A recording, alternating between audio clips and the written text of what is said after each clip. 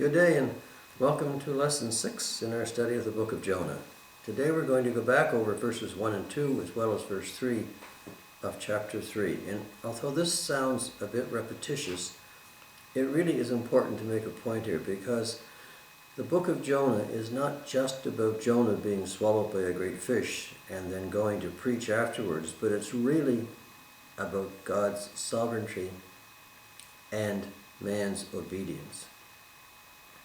And in the first two verses of this, where it says that the word of the Lord came again to Jonah, saying, "Arise and go to that great city of Nineveh and preach what I tell you," which really shows how sovereign God is over everything, because everything that Jonah's been through in trying to avoid God and trying to avoid going there, God now has him right where he wanted to be in the first place.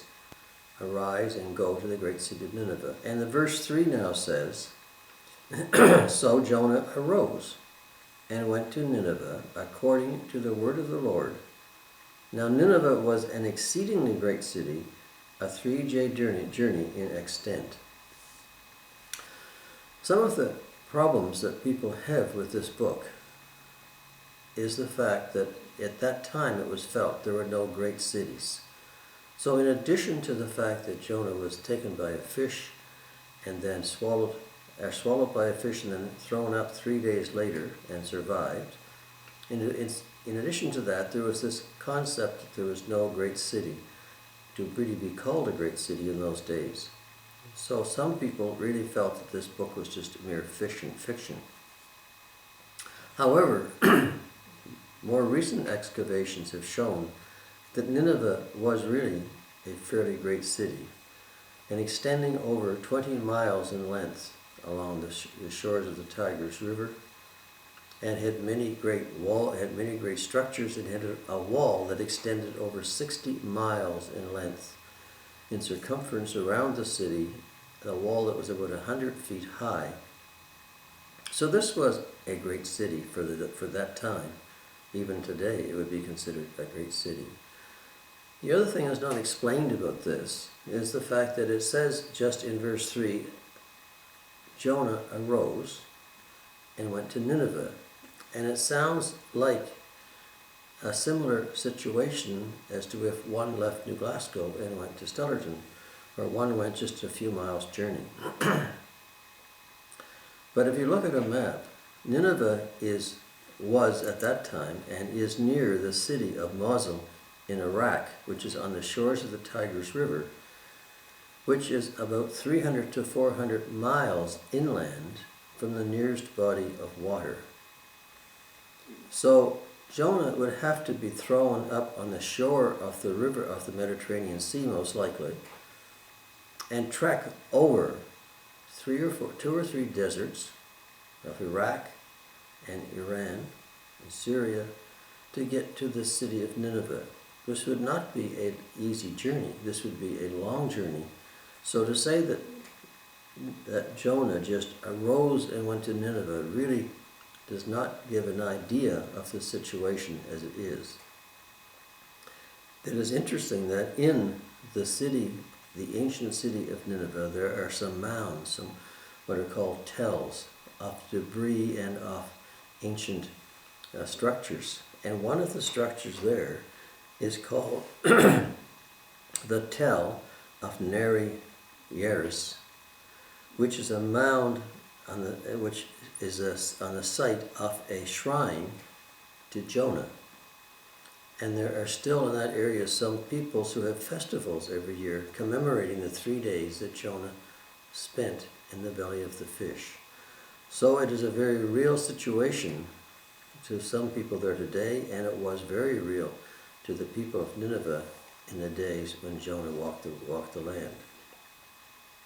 So it says that Jonah went to Nineveh. Now, it's important to understand the fact that Jonah despised the Ninevites because of their cruelty, their brutality, their acts of aggression against his people and against others.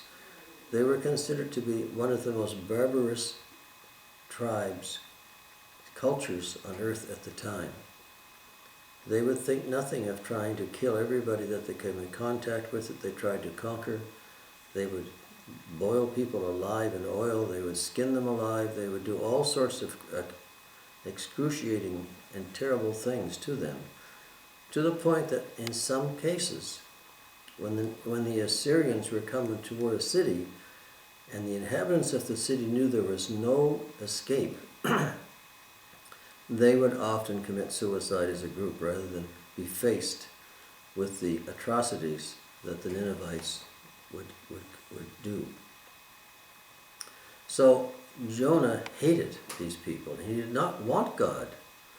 It was his wish that God not deal with these people in a matter of grace, but only in a matter of punishment.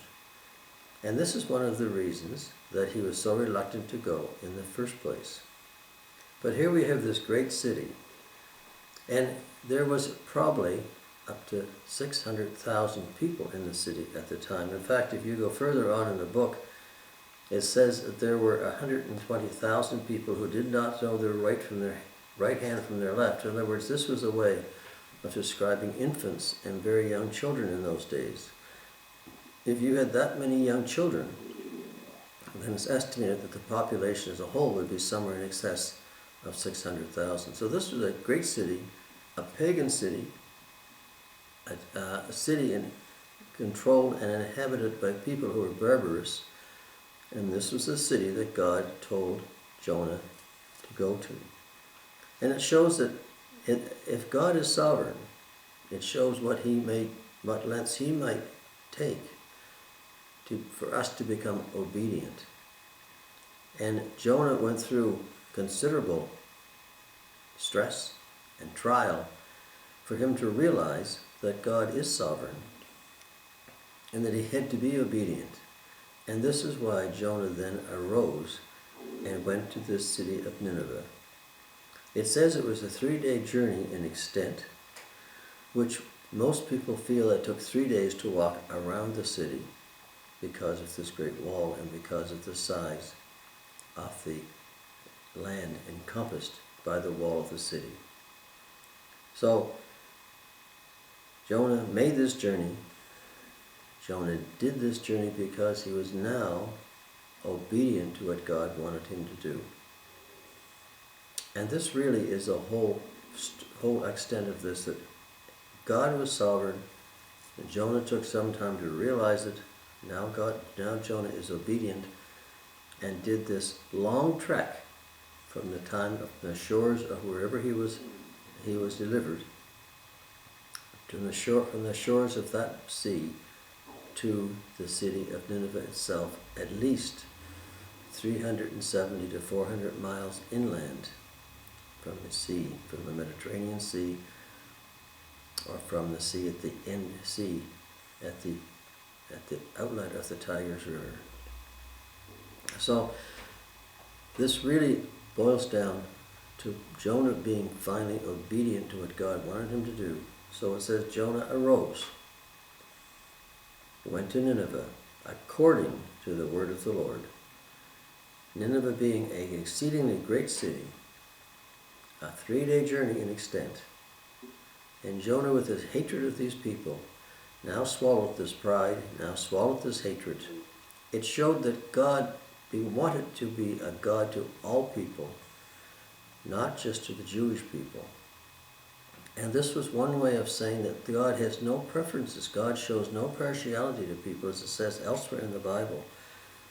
In Acts 10:34, it says, Peter opened his mouth and said, in truth, I perceive that God shows no partiality.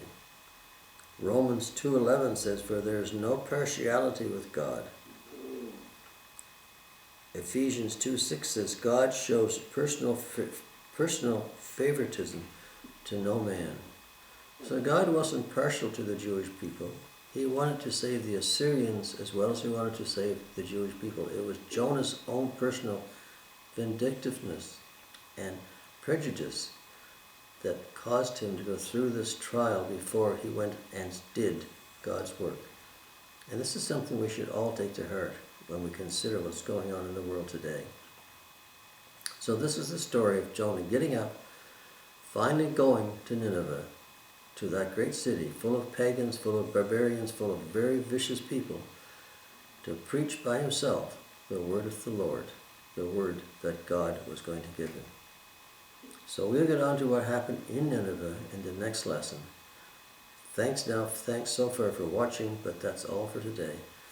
Hope you'll join me next week for another lesson in the book of Jonah. Bye for now.